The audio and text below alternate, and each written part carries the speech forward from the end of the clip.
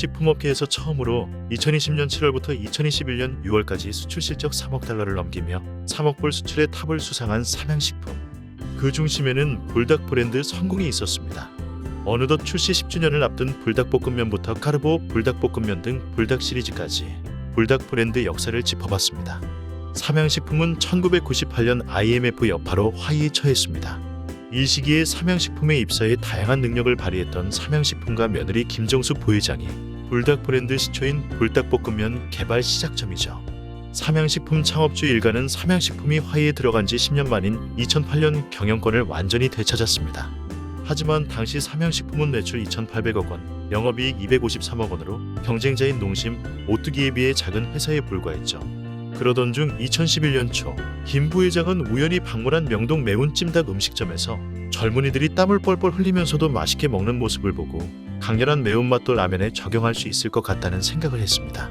이후 마케팅 부서, 연구소 직원들과 함께 전국 유명 불닭, 불곱창, 닭발 맛집들을 탐방해 직접 시식하고 세계 여러 국가 다양한 고추를 연구하며 한국식 맛있게 매운 소스 개발에 몰두했습니다. 한국인이 가장 선호하는 매운맛을 찾기 위해 세계 모든 지역 고추를 혼합해보면서 최적의 소스 비율을 찾기 위해 노력했습니다. 위가 약한 연구원들은 매일 계속되는 매운맛 시식에 약을 복용하기도 할 만큼 많은 시행착오를 겪었다는 후문입니다. 이 같은 노력 끝에 2012년 4월 불닭볶음면이 출시됐습니다. 개발에 소요된 기간은 약 1년, 이 기간 동안 매운 소스 2톤, 닭 1200마리가 투입될 정도로 개발에 심혈을 기울였습니다. 출시 초기 국내 매출은 월 7에서 8억 원가량이었지만 중독성 강한 매운맛으로 입소문이 나면서 3달 만에 배로 증가했습니다. 점점 더 입소문을 타며 출시 1년 만에 월 30억 원대 매출을 기록했습니다. 불닭볶음면 인기와 함께 매운맛을 완화시키기 위한 다양한 조합이 입소문을 타며 불닭볶음면과 스트링치즈, 참치, 계란 등 부재료를 활용한 다양한 레시피가 등장했습니다. 불닭볶음면 제품 하나를 다양하게 즐기는 소비자들을 보며 삼양식품은 제품에 대한 다양한 니즈가 존재한다는 것에 착안해 치즈불닭볶음면, 불닭볶음탕면, 커리불닭볶음면, 햇불닭볶음면, 까르보 불닭볶음면 등 확장 제품을 출시하기도 했습니다. 불닭 시리즈로 선보인 후속 제품들 역시 불닭볶음면만큼이나 큰 호응을 얻었습니다.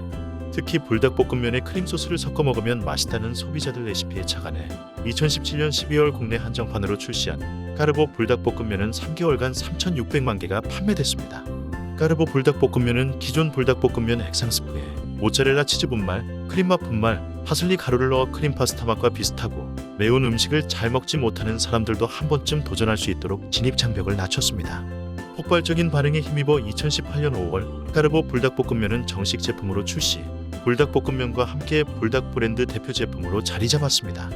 이처럼 불닭볶음면과 후속 제품들이 연달아 히트를 치면서 불닭 브랜드는 국내 라면 시장에서 확고한 입지를 구축했고 불닭볶음면 인기는 국내 식품업계 전무후무한 사례로 평가받고 있습니다. 국내 라면 시장에서 입지를 다진 불닭 브랜드는 해외 시장에서도 저력을 과시하고 있습니다. 삼양식품 해외 매출 중 80% 이상이 불닭 브랜드에서 발생할 정도로 불닭은 삼양식품 수출 1등 공신입니다. 불닭볶음면 수출이 급증하면서 삼양식품은 매년 창립 이래 사상 최대 실적을 갱신하며 제2의 전성기를 맞이했습니다.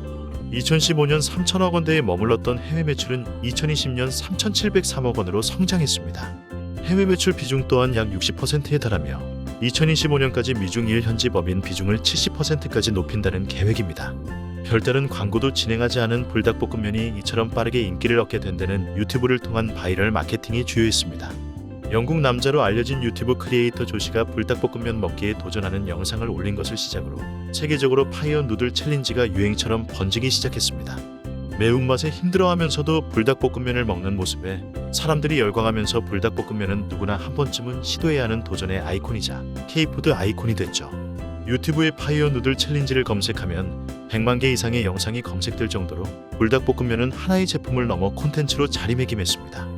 다만 호기심에서 시작돼 단기간 유행으로 남을 수도 있었던 불닭 브랜드 인기가 꾸준히 지속될 수 있었던 것은 할랄 인증, 브랜드 확장, 해외 사업 지속 확대 등 덕분이라는 평가가 나옵니다. 불닭 브랜드는 수출 초기부터 KMF 할랄 인증을 획득해 세계 무슬림 인구 60% 이상이 살고 있는 동남아 지역에 쉽게 수용될 수 있는 여건을 마련했습니다. 삼양식품은 2014년 KMF 할랄 인증에 이어 2017년 9월에는 인도네시아 MUI 할랄 인증을 받아 할랄 푸드 시장에 본격 진출했습니다. 아울러 오리지널 불닭볶음면 아이덴티티를 잃지 않으면서도 색다른 매운맛을 즐길 수 있는 다양한 제품들로 폭넓은 소비자층을 확보할 수 있었죠. 삼양식품은 현지 대형 유통사와 파트너십을 체결해 대량의 제품을 안정적으로 공급함과 동시에 파트너사가 보유하고 있는 물류 시스템, 유통, 마케팅 역량을 활용하며 체계적으로 시장을 공략했습니다. 최근에는 현지의 판매 법인을 설립해 시장 공략에 더욱 속도를 내고 있습니다.